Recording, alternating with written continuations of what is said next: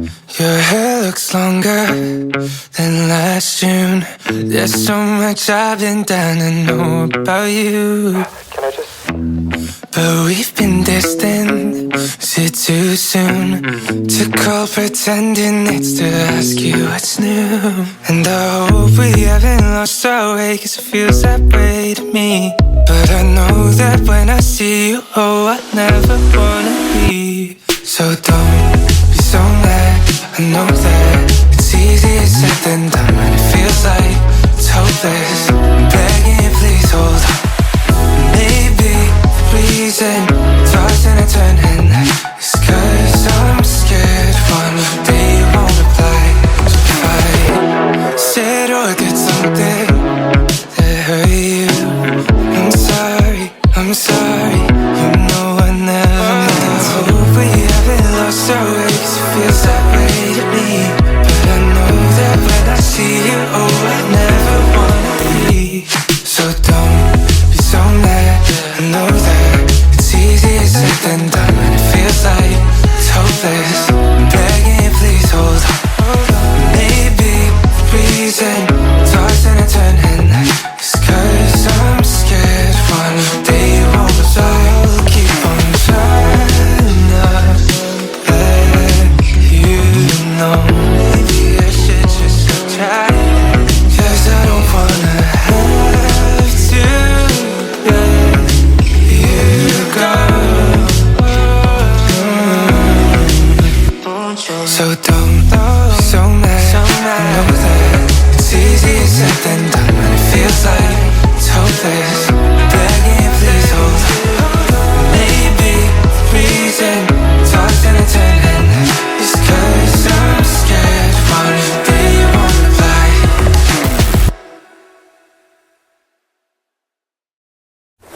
Of course, as we always talk about the proof of the pudding being in the eating, we have from the lips of the farmers this morning, Debbie Ann Powell out of Monroe in St. Elizabeth. Miss Debbie Ann, good morning and welcome to Farm Talk. How are you? Hi, Althea. Good morning to you and your listeners. Thanks for having me. I'm great.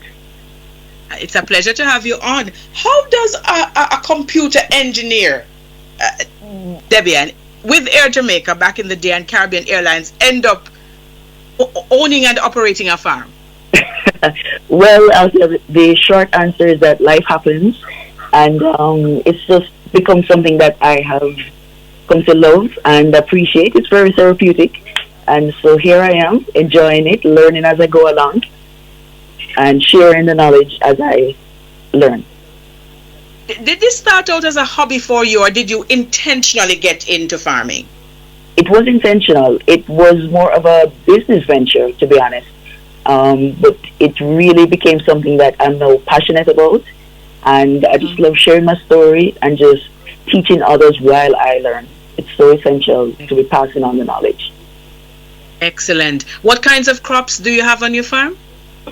So I currently cultivate carrots, ginger, Scotch bonnet pepper, sweet pepper, kale, cilantro, shoto, and the list goes on. Wow, that is awesome. And why this range of crops?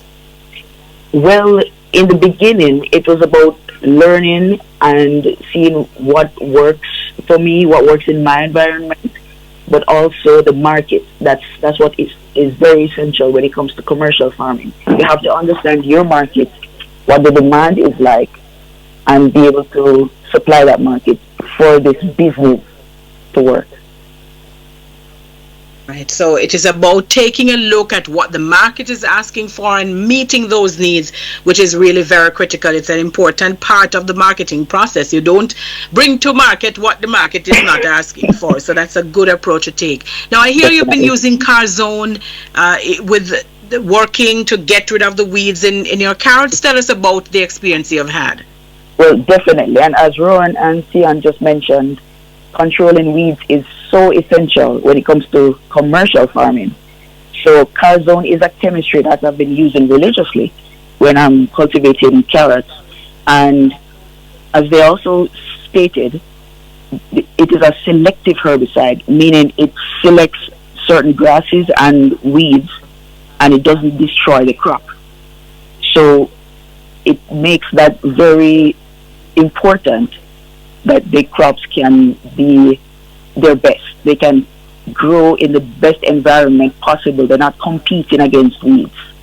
So when you apply your fungicides, insecticides, fertilizers, you can mix the Carazone with that, which is what I love, and apply them all together. And that being said, the final question that I have for you is what advice you offer to farmers building on your own experience using this particular product? Well, with this product and specifically carrots, because that's how I've used it, it's something that is so essential to have. It saves you time, it saves you money. The low dosage that you use from each pack that you purchase, it is very important to understand that that will save you a lot of money along the way. You're comparing that to hiring persons to manually pull weeds. And when you compare those costs and look at your bottom line, you'll see the difference. And just one thing, if I may, because it's something that I like to share with farmers each and every day, it's important for us when we're using these chemistries to understand that for it to be safe for both us, the farmers, and for the crop that we're cultivating, two things: we need to wear the proper personal protective equipment, so the gloves and the masks, and also we need to adhere to the PHI, as Ron was talking about, which is the pre-harvest interval. These chemistries are safe, but it's within a guideline. So for instance, for carrots, when we apply the Carazone, we need to wait at least 30 days before harvesting the carrots.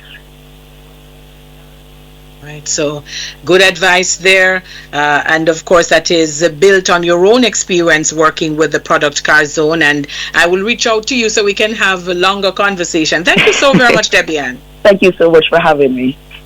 All right, take care. Debbie Ann Powell there, farmer out of Monroe, St. Elizabeth. And boy, it is always very exciting to hear about the products themselves, but even more exciting to hear from the farmers who are using the products. Very critical. All right.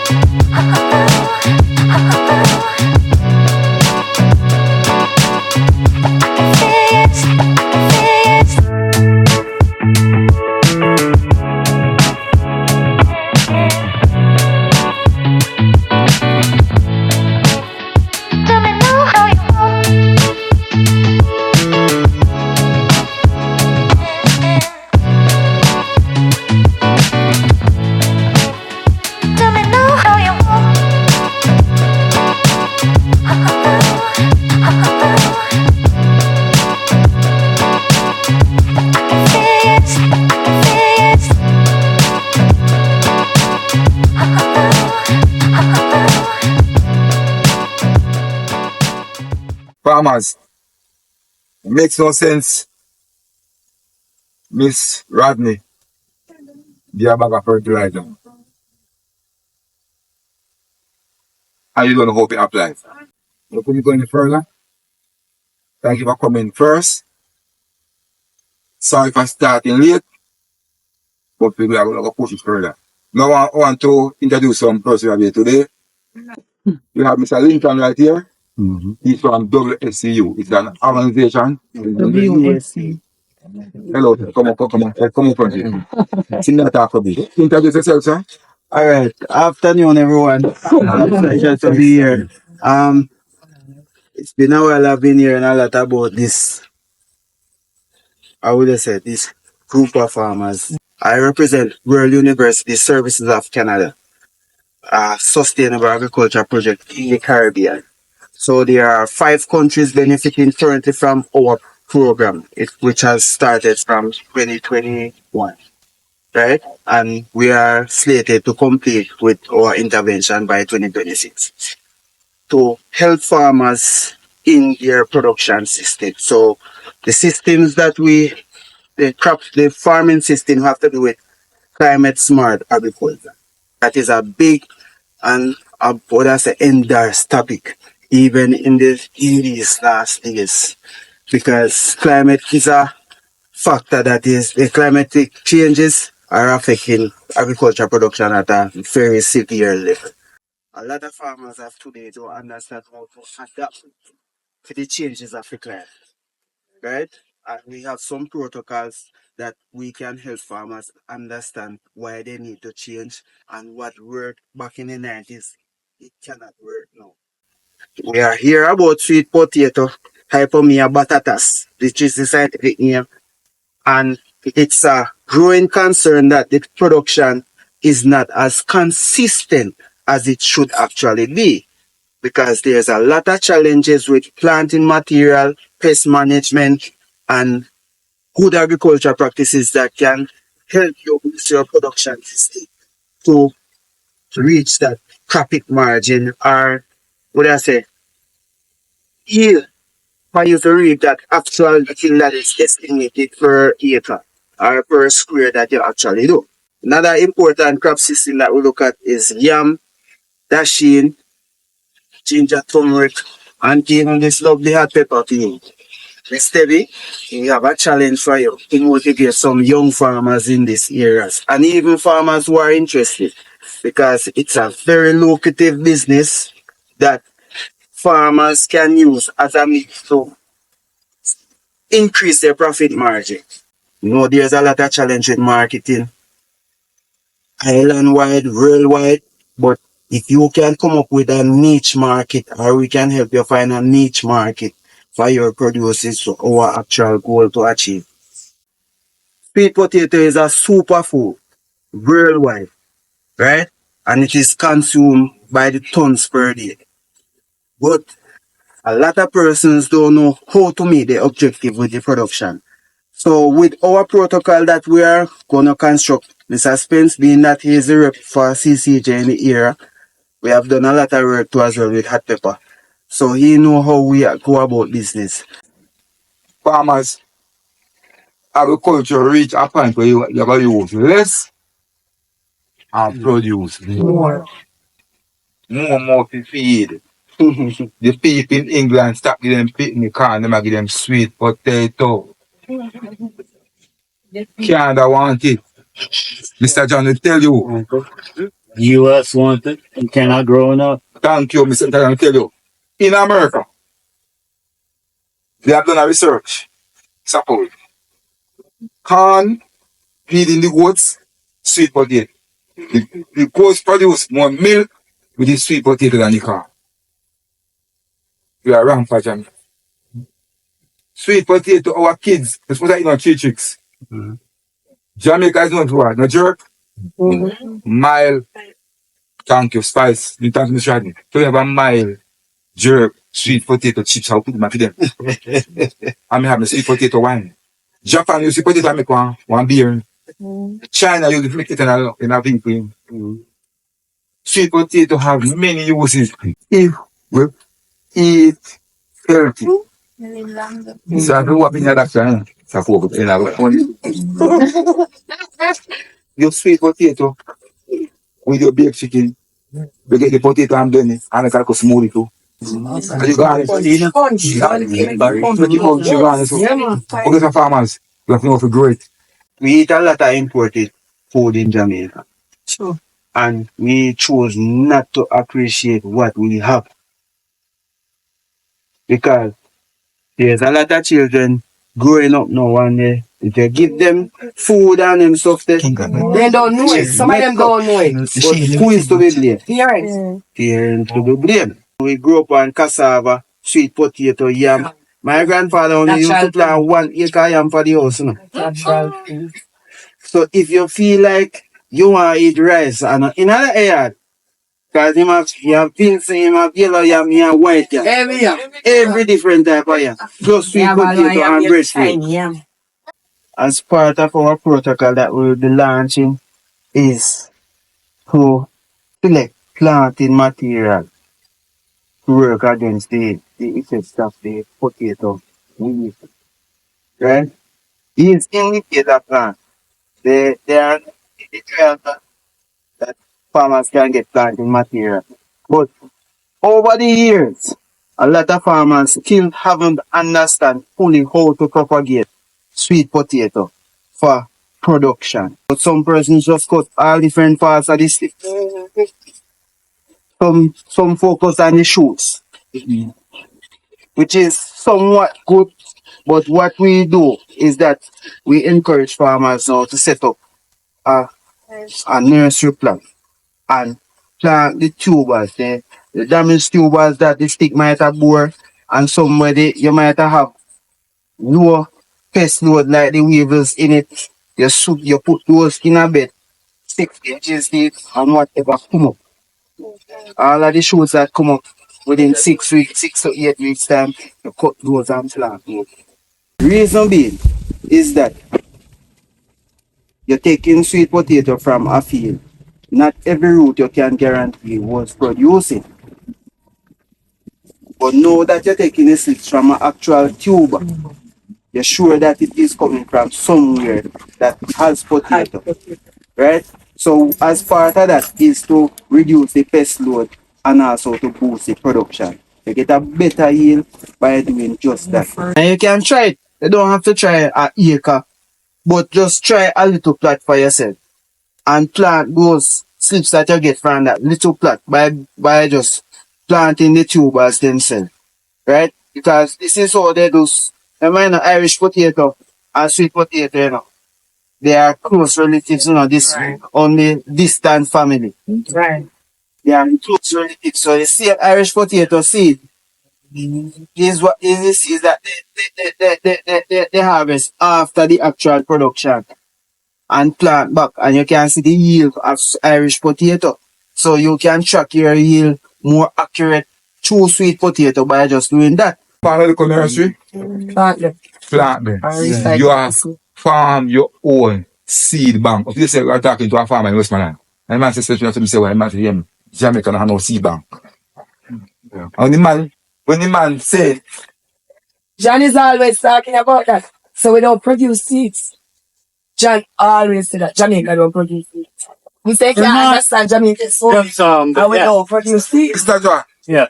can you speak about that? Tell me for me, please. About seed bank. The benefit of keeping the seed? Thank you. The benefit of keeping the seed. Let's say you're growing tomato. We'll get away from sweet. Yes, no problem. Tomatoes are grown in Jamaica for 300 years. And they grew before there was pesticides, before there were herbicides, and the older varieties them know how to deal with it, them grow up with it. The seeds that are imported from any place else, they're raised to use more chemical, to use more water, because that's what they're raising the seed with. They may yield better, but if you have an old plant that's grown here forever and can handle it, if you not yield as much, if you have to spend less money to raise it, you still make more money. So, Young people, me no racist, but you see, white people, Chinese and Jews and Indian, when they use and beat with, not with knowledge, them come together as one. If Debbie had this pepper at the height of the job, and she used little anno, not so little anno pesticide, she did something like that too. Not by chance. See the sunflowers? That's the first thing I asked when I got here. Biological control. When you hear surgeon talk about America, organic farm, didn't do America. Center of it, run off the place. Simple. And the bees, because that's what the to me, the pollination. is very good. The Americans and Europeans are showing you that if you feed the plant properly, the plant can stand up to pests and disease. So you have to build the cell walls. Do what? Build the cell walls. Build the what? Cell walls. Tell them the cell wall. The cell wall, you want to thick the cell wall. Yeah. So when the weevil come there, Yeah, boring. Easily. So easy, thank you. You move so easy. Build up a cell wall resistance to the pest and disease. And that's what the world have come. God gives what people are more to feed and less water.